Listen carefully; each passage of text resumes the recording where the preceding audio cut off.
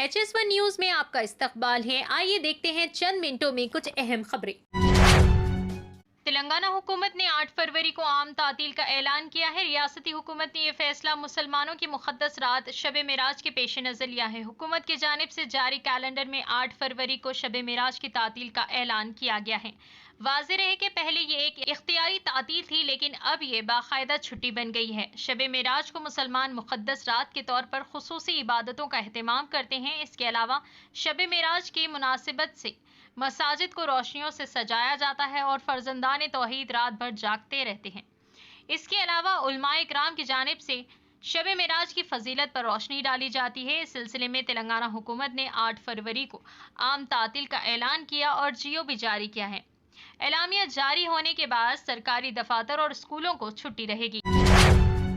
शहर के बच्चों के मशहूर नीलोफर अस्पताल में आतिशज़दगी का वाक़या पेश आया। फौरी मिली इतलात के मुताबिक पहली मंजिल पर वाक़े लैब में आग भड़क उठी, जिसकी वजह से अस्पताल के अतराफ व अकनाफ के इलाकों में धुआं फैल गया।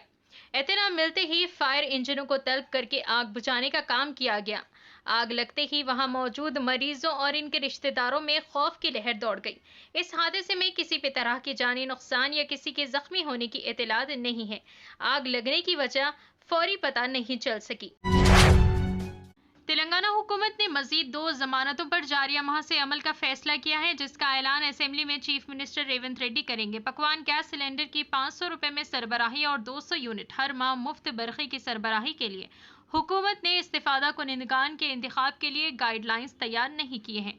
ओहदेदारों को हिदायत दी गई है कि वो इस्तिफादा कुनिंदगान की अहलियत के तयन करें और इस बात को यकीनी बनाया जाए कि सिर्फ गरीब और मुस्तहिक अफराद हुकूमत की जमानतों से फैज़याब हो सकें। ज़राए ने बताया कि हुकूमत ने 2 जमानों से इस्तिफादे के लिए राशन कार्ड की शर्त रखी है।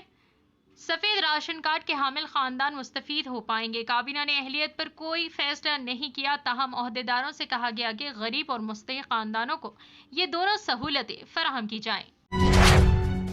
चीफ मिनिस्टर रेवंत रेड्डी ने हैदराबाद मूसा रिवर फ्रंट प्रोजेक्ट के कामों को अंजाम देने के लिए सिंगापुर से ताल्लुक़ रखने वाली मेन हार्ट कंपनी के नुमाइंदों से बातचीत की। इस मौके पर कंपनी के नुमाइंदों ने मुख्तलिफ ममालिक में इनकी कंपनी की जानिब से अंजाम दिए गए प्रोजेक्ट्स के डिज़ाइन और हैदराबाद में मूसा नदी की तरक्की के लिए तैयार करदा प्रोजेक्ट के नमूनों पर पावर पॉइंट प्रेजेंटेशन पेश किया। इस मौके पर चीफ मिनिस्टर ने कंपनी के नुमाइंदों को बताया कि वो हैदराबाद के मुस्तकबिल की ज़रूरियात के मुताबिक मूसा रिवर डेवलपमेंट प्रोजेक्ट के नमूनों को तैयार करें, जिससे मुस्तकबिल में outer ring road, regional ring road और शहर के अतराफ आने वाले मेट्रो रेल के इलाकों की असली हालत तब्दील हो सके। चीफ मिनिस्टर ने कहा कि मूसा रिवर फ्रंट प्रोजेक्ट के कामों को अंजाम देने के लिए आलमी सतह की कई मशहूर कंपनियां दिलचस्पी दिखा रही है, ताहम इस तरह के कामों को अंजाम देने वाली कंपनी को ही मौसमी रिवर प्रोजेक्ट के काम हवाले किए जाएंगे।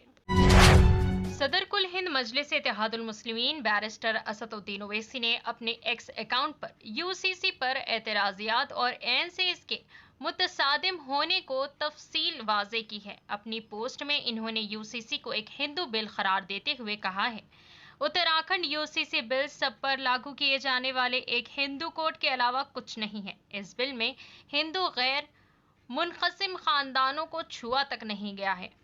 इन्होंने सवाल करते हुए कहा कि अगर आप जानशीनी व विरासत का यकसा कानून चाहते हैं तो फिर हिंदुओं को इससे बाहर क्यों रखा गया है? अगर ये कानून आपकी रियासत की अक्सरियती आबादी पर लागू नहीं होता है तो फिर ये यकसा कैसे होगा?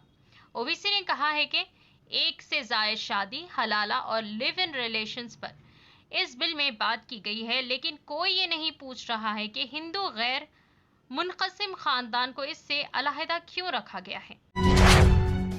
मरकजी हुकूमत ने मंगल को भारत राइस के ब्रांड के नाम से चावल की फरोख्त शुरू कर दी। मार्केट में 5 किलो और 10 किलो चावल के थैली सब्सिडी वाली कीमत पर 29 रुपए फी किलो के हिसाब से जारी किए गए हैं। मरकजी वजीर खुराक पीयूष गोयल ने नई दिल्ली में सारिफीन को चावल के थैले पहुंचाने के लिए 100 मोबाइल वैन को हरी झंडी दिखाई।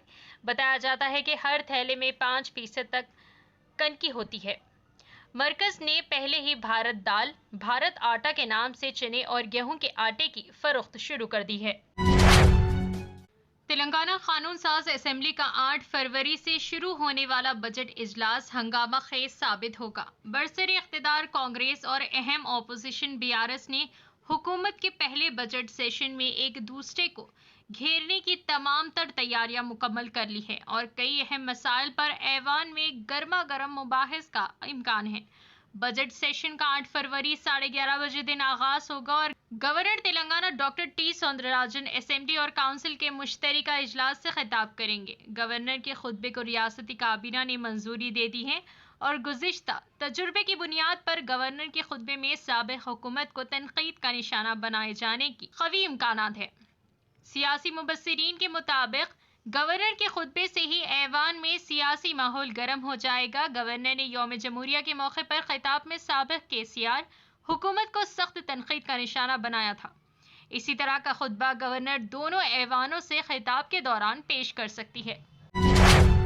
تلنگانہ حکومت SC ST BC اور اقلیتی کے مشیر محمد علی شبیر نے اعلان کیا کہ کانگریس حکومت ان تمام پروجیکٹ اور کاموں کو مکمل کرے گی جو سابقہ BRS دور حکومت میں زیر التوا رکھے گئے تھے تاکہ SC ST BC اور اقلیتوں کی تیز رفتار ترقی کو یقینی بنایا جا سکے۔ شبیر علی چہارشنبے کو حج ہاؤس نامپلی میں محکمہ اقلیتی بہبود، وقف بورڈ اور حج کمیٹی کے عہدیداروں کے ساتھ جائزہ اجلاس منعقد کرنے کے بعد میڈیا سے بات کر رہے تھے۔ انہوں نے کہا کہ گارڈن ویو وقف مال جو کہ گزشتہ 17 سالوں سے زیر التوا ہے جلد مکمل کر لیا جائے گا۔ انہوں نے بتایا کہ 2005 میں ڈاکٹر YS راجشیکھر ریڈی حکومت میں اس وقت کے اقلیتی بہبود کے وزیر کی حیثیت سے انہوں نے 22 کروڑ روپے سے زیادہ خرچ کر کے حج ہاؤس کے دونوں طرف 2 زمین کے ٹکڑے خریدنے میں اہم کردار ادا کیا تھا۔ سٹی پولیس نے سابق رکن اسمبلی بودھن عامر شکیل کے خلاف لک آؤٹ نوٹس جاری کی۔ کل اس معاملے میں انسپکٹر کی گرفتاری کے بعد کیس نے نیا موڑ لیا ہے۔ عامر شکیل کے فرزند راہیل کو فرار کروانے اور مقدمے میں مبینہ مدد کے الزام میں تاحال 2 انسپکٹرز معطل کر دیے گئے۔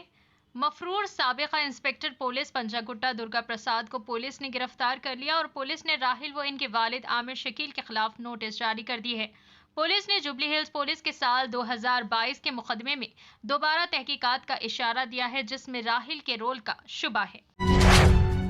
فی الحال کے لیے بس اتنا ہی۔ دیکھنے کے لیے شکریہ۔